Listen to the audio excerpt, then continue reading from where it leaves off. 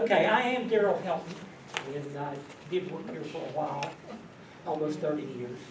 And I've been interested in genealogy for quite a long time. And actually it started for me when I was working at the Oak Hill Library, and Jenny Bell was the librarian there, and the Genealogy Society had been in existence maybe a year or a year and a half. She said, "You need to know about genealogy." And I said, "Why do I need to know about genealogy?" She said, "Because people are going to come here and they're going to ask questions about it, and you're going to have to answer." She said, "Here's $5 for your first year's membership to the Genealogy Society. Join." So I did. And I got hooked immediately. And so I'm trying to find a piece of paper here that I can't find. Here we go. You know, most people know what genealogy is. It's just practically tracing your family lineage from as far back as you can possibly get. I've been kind of fortunate on my Ballard family. I've been able to trace it back to like the 14th century. And that's as far back as I can go with him. Some of the other families I'm at a stone wall with. One of the things that you need to start when you first start is interview your family members. If you've got family members living, go to them. Say, "Look, I need to know who my grandfather was, who my great-grandfather was," and say, "I want this information." Now, a lot of folks here, I know your parents or your grandparents have passed away, and there's nobody to talk to.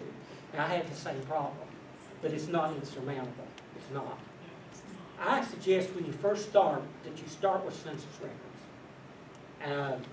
You go to the closest census. If you can find out when this person was born, you're going to go to that census record.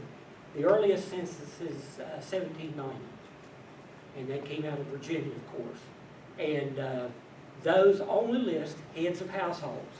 And for the people that were in that particular household, they list them in groups like a certain age region. You know, there were so many people, ages 5 to 10 or 12 to 13 or whatever. They had put a little mark for anything. Nothing there. Now, when you get up, everything's like that until you get to 1850. 1850 begins when they actually start putting heads of households and the names of the people in the census. What happens here is that you get the head of the household, which, of course, the way things were back then, are always the males. The males are the head of the household, and the women come next, and the children listed from descending order, the oldest first, and then down the list like that. What you want to do when you get all that stuff together is to go back. For instance, if you start out in 1920, then you want to go back out to the next census record behind that to 1910. Now, the only problem with all that is, and that's fine to do that, but you're going to run into a problem because there is no census for 1890. Only a few census records from scattered counties and maybe 3 or 4 states exist. What they're trying to do, the last thing I heard, was they're trying to reconstruct that census records through tax records, land and tax records. Now, how far the Census Bureau's got into doing that, I don't know. I haven't heard anything about it. But I did read that they were trying to do that. Now, there's all kinds of things that you can consult to get what you want, the information that you want.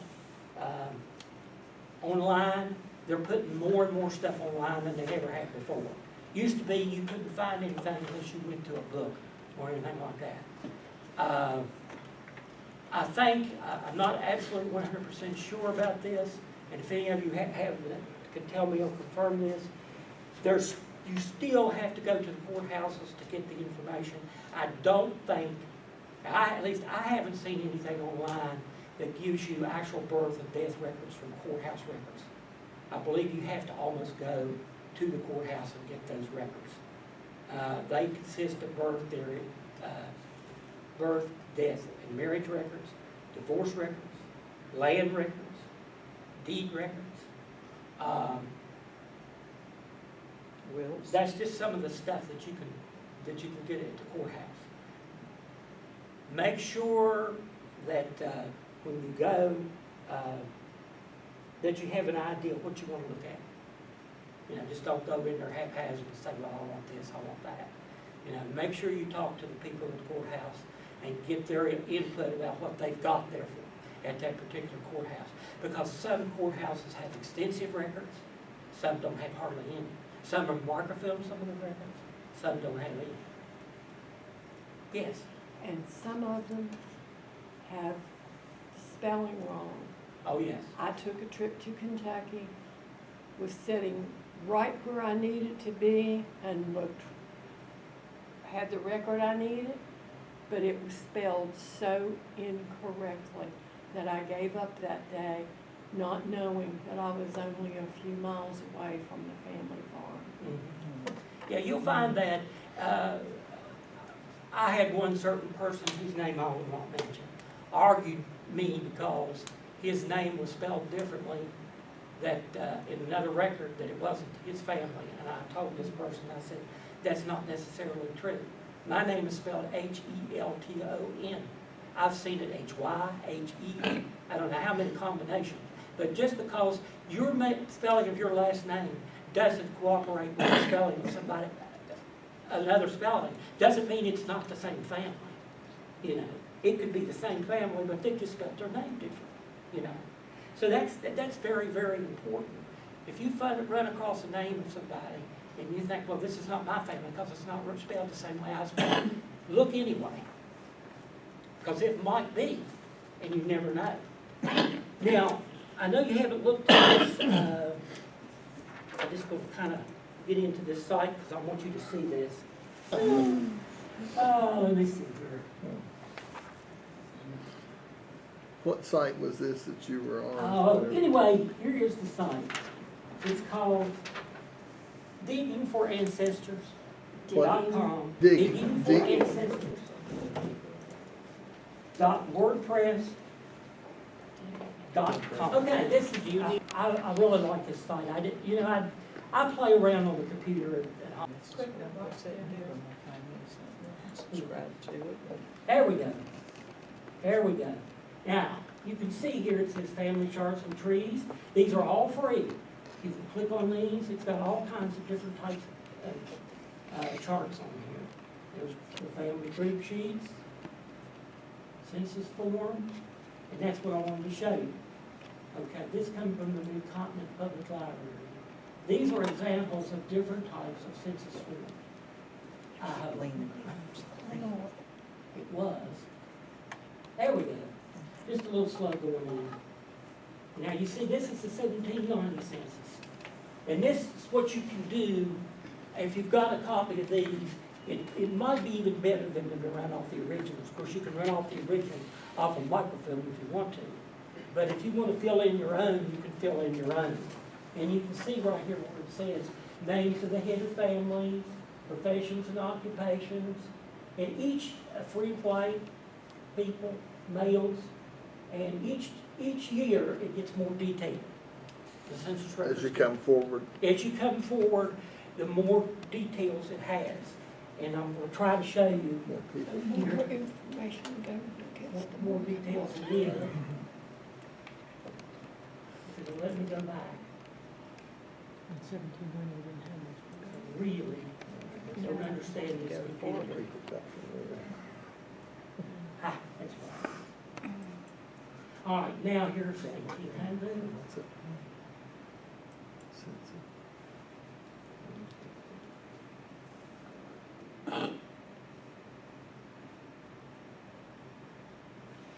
Now, I'm not going to go through all of these, but you can tell that each year, see now here's 1800, you can see it's more detailed than the 1790. And if you go on up, let's go to the most recent one, if it's on here. 1940 would be the most recent one. Yeah, here we go. This is the, now, you can also see down here, this is from Ancestry, this is another thing that you should be interested in too. If you're looking for ancestors that were in the United Kingdom or Great Britain or whatever you want to call it, their censuses were off a year, as you can see. Instead of 1840, it was 1841. Instead of 1850, it was 1851. Now, will that contain Ireland and Ireland, Scotland and Wales? Scotland, all of the countries that's considered part of the United Kingdom. Okay. But And, if you're using Ancestry and you want to get those, search those documents, it does cost more. Oh, yeah. Yeah, oh yeah. Okay, this is the most recent census record here. And you can see how much more detailed that record is than 1790, for instance.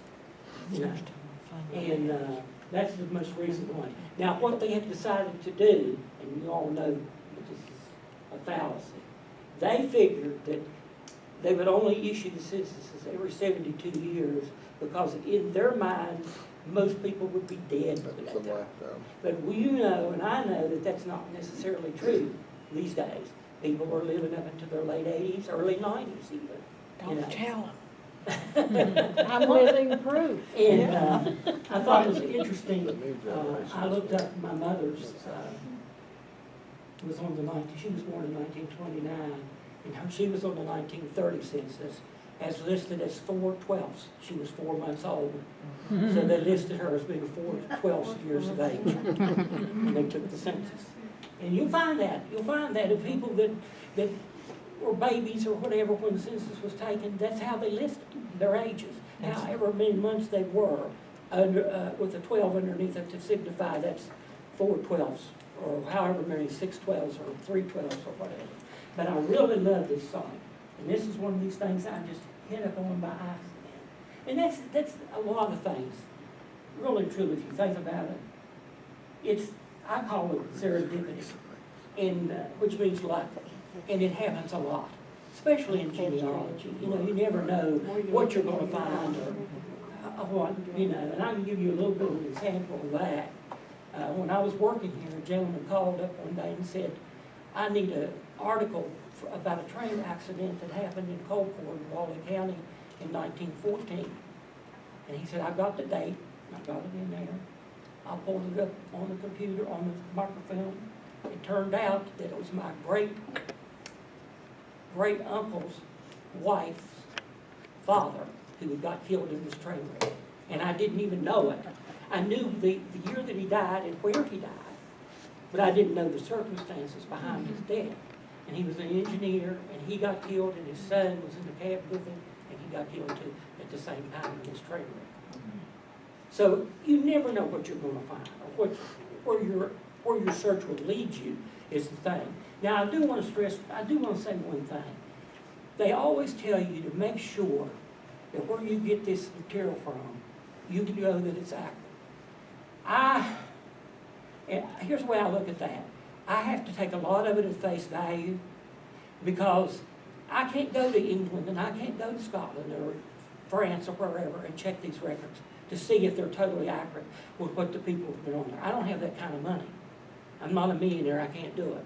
So when I'm doing genealogy, whatever they put in there, I have to take it at face value because I have no way of double checking anything to see if it's 100% accurate. But I tell you what you can do. If you found somebody else that's working on the same family that you're working on, a lot of times, if they've got the same kind of material that you've got, you know that you're hitting the right place. Because if their material coincides with your material, and there's the two people that's got the same thing, you almost certainly know that that's the right kind of information.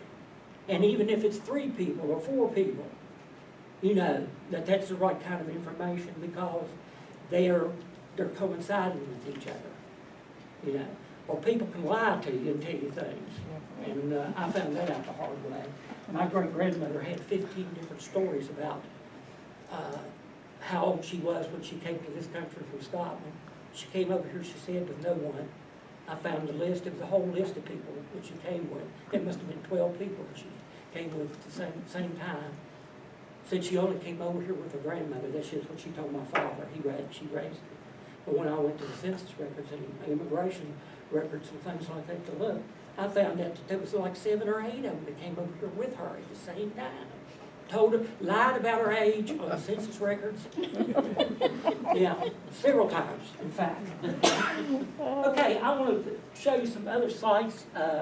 I'm not going to go on the internet by the time I show you these. I'll just tell you what this one I ran across is called Discovering Your Native American Ancestry. And I know a lot of people have been working on that type of thing these days because I understand that if you can prove that you've got so much Indian blood in you, you can get a scholarship to colleges or something like that. So the site is www.genealogybank.com. And this is not the only thing that's on there. It's known as Genealogy Bank. And there's a lot of other information on there besides Native American ancestry, which I don't think there was any Native Americans in my family. As far as I know, there weren't. I know Jerry has Indian ancestry, don't you, honey? And you know, I don't know. I can't find anything. Let's put it this way. You know, I don't know of anybody. Okay, there are all kinds of different sources that you can use, and we've got a lot of them upstairs in our department, up there in the reference department, in the Heritage Collection. Before I left here, I tried to, because Jim Wood left us like $10,000 for genealogical materials, and I tried to fill in a lot of counties that we didn't have before. Some Virginia counties and some West Virginia counties. I can't tell you what they are. I remember doing it and getting the titles and everything and then ordering them. They're upstairs. But I can't remember it specifically. Only one book I remember specifically was Logan County, 1927 edition history, because we had a hard time getting that one. And I remember that one specifically. But there were several that I added. I went through and tried to add counties from West Virginia and Virginia that we didn't have in our collection, and I tried to fill. So when you get a chance, go up there and take a look at what's up there. As I said before, you know, one of the things is interviewing people. And then don't ask, this not necessarily has to be relatives either. You can find people that knew people, you know. Somebody said, well, I remember your grandpa, you know, and then, oh, they lived in this house, and this is it. You know, my aunt, she could go through every house property in Deepwater and tell you who lived in it. You know, that's where I grew up. And I get on the phone, and she starts telling me, we were talking about something the other day. She says, oh, yeah, I remember they lived here, and then she went and told. So ask the neighbors, you know, people that you know that have been there for a long time. They might be able to clue you in on people that lived in certain places, you know.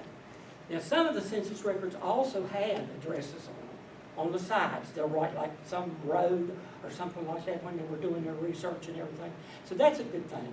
You know, when you're looking for that, you might be able to find where they are. Yeah.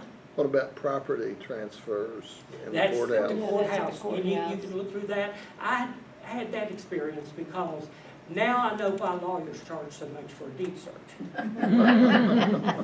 I did that in the Boone County Courthouse looking for, I think, my great-great-grandmother.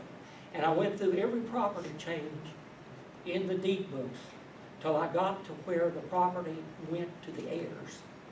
And that's how I got an approximate date of death was that. And when I went through all of that information, and then I told Jerry, I said, now I know. I said, well, lawyers charge so much for a teacher. Lawyers don't do it, they're paralegals do Well, it. I understand. But it's difficult. That's why they got the lawyers to go. Property, I can say this, it's hard to find. If you're looking for instance, if you look in a deed for somebody and they're telling you this property existed and this oak tree was here and this house was here, that may not exist anymore. At the time that it was done, it was exist.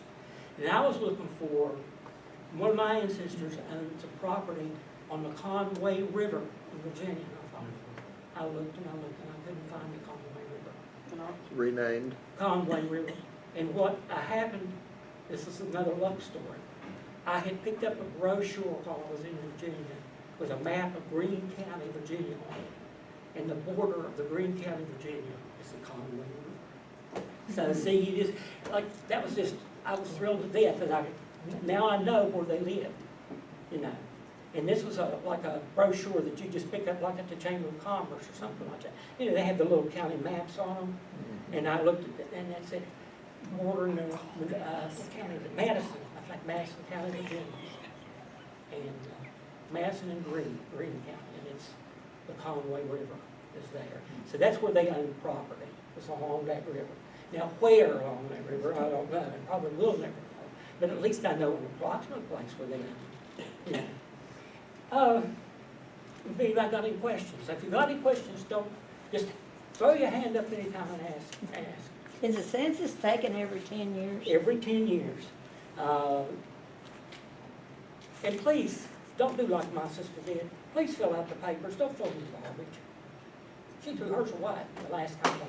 They come after you though, if you throw them away and don't Well, respond. they didn't hurt, for They some didn't. reason they didn't. Supposed to. You must have overfilled yours. She threw the papers in the garbage, and I said, don't you realize how important the census records are? I said, it's not just for genealogy either. It's important for, A lot of things Yeah. are based on. like taxes and political districts and stuff like that are based on census records. And I said, don't do that again, please. Hospital. I said, 100 years from now, somebody might be wanting to look at your name on genealogy, and they can't find it because you took the census away. She laughed at me. He's not interested in genealogy. I'll tell her things I found once in a while. She'll say, oh, I don't know that. But she did send me an email, and she said one of her friends was real interested in genealogy. She said, would you please friend them on Facebook so you can help them? So I said I would.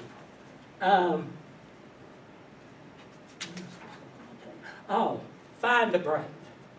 That is an excellent site for finding information on deceased family Find that grave. they have gotten so many more that they're actually putting genealogical information on the Find the Grave site. Used to be all you got was the name of the person, a picture of their tombstone, and when they were born and died and all that.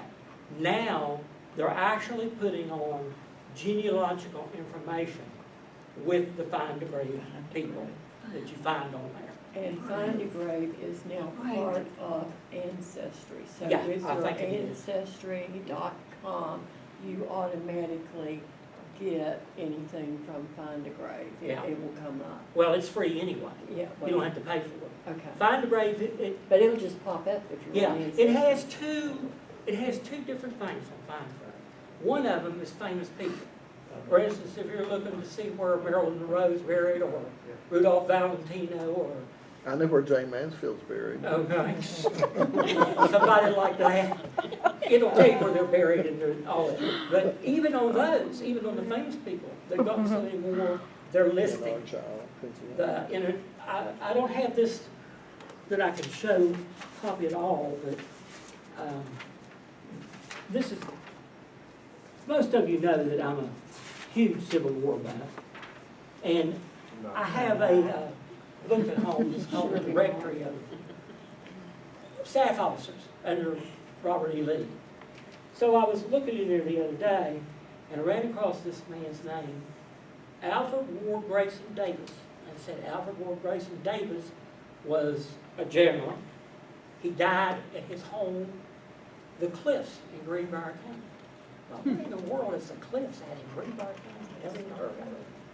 So I started doing some digging around, and I found out the Cliffs was where Fort Spring is now. Where what And is? Fort Spring, Fort Spring. you know where those two big tunnels are on the railroad, you drive down and see? Mhm. That's where it is. His home was. And on this particular piece of paper, it lists nearly everything about his family. I'll pass it around so you can look at it. And it's got his tombstone, and as you can see, there's a lot of information on there about his family. And so that's the kind of information that they're putting on Find a Grave now. They didn't have that before. All before, you just got a man's name or a person's name, and they told you you know, where they live. So what I was gonna tell you. Oh, go ahead. Oh, okay, Fred, No, what's- go ahead. I was gonna ask you a question. Would you Go ahead, go ahead. Is somebody's burial site public record? Because I can't find some that I was looking for. I don't Is see it or why is it and the not? reason it wouldn't be. I didn't know what, if someone wanted, to- and it's some famous people, and it just says place of interment not available. Tells you where they died, and it's on Find a Grave, but I just wondered if there was a way you could, Maybe, research it like a deed or something. maybe it was If you know the unknown. funeral home sometimes. Yeah, that was keep another thing I records was as gonna to where they mention bury too. people and That's- things. But I found all this stuff on the internet, there's 3 or 4 pages of stuff about this one guy. And in that book, there was only maybe that little much in the book. And so I got interested in reading about him because he was an officer, Confederate officer in the Civil War, and I got interested in him. But like I'm saying, they're putting a lot of more genealogical materials on Find a Grave. Now, You think have- you think that's people that are using the site that are putting It's it their on there? family. Yeah. It's Yeah. their family that's putting it on there. And what I'm saying is, there's 2 different ways. There's the famous people, and there's the non-famous people that you can search. Now, you know, I went in there the other day, was looking for a friend of mine, for Gilkison's, just out of curiosity. And I tell you what I found. Well, I found that Finley Mosley Gilkison, who was actually from Australia, was shot down in 1943. He was in the Royal Air Force. And that's the kind of stuff you know. And some of them have pictures, some don't. Some have pictures of the gravestone and the people. Some have no pictures of nothing. Yeah. Okay, under findthegrave.com, you had 2 things you were gonna talk about, famous people, and what was number 2? Non-famous. I put I didn't- regular people. Our Non-famous. families. In other Commoners, words, everybody in this room would be non-famous. I'm not commoners. famous, I might be infamous, but, the non-famous, now they've added a lot, they're People like always you, man. adding more and more information. And tell you another thing you can do, if you're looking at that non-famous person, and you get the name of the person, and it'll list the cemetery that he's buried in. If you click on the name of the cemetery, more than likely, you'll get the complete, however many people that are buried there. If there's 10,000 people there, they'll all be listed. Like, If there's 900 people buried there, more than likely they'll be listed. Sometimes you only get a few, because sometimes it's people, most of it's people that put stuff on there, Yeah. and they'll only put their immediate family on there. So you won't get just but a handful of names. But then you've got other people who'll they put everything on there, you know, and I mean, they tell you everything. And it's very, very interesting what you can find. And sometimes even if you know someone's buried there, you Oh, might yeah. not find a Yeah, grave that's site. another good site. I'm glad you mentioned that, Jared. Ellis Island, Oh, yes. ellisisland.org, I think it's .org. If you had a relative come into this country through Ellis Island, that name is going to be listed on there. I laughed. There's a wall of honor that you can put your name on, people. You know whose name is, 2 of the names that are on that wall of honor? Al Capone and Meyer Lansky. 2 of the biggest gangsters that ever lived. And their names is on that wall of honor. Famous people. Because they came in through Ellis Island. But that's another good site, ellisisland.org. That's a good, you can get a lot of information out of that too. they themselves or their families?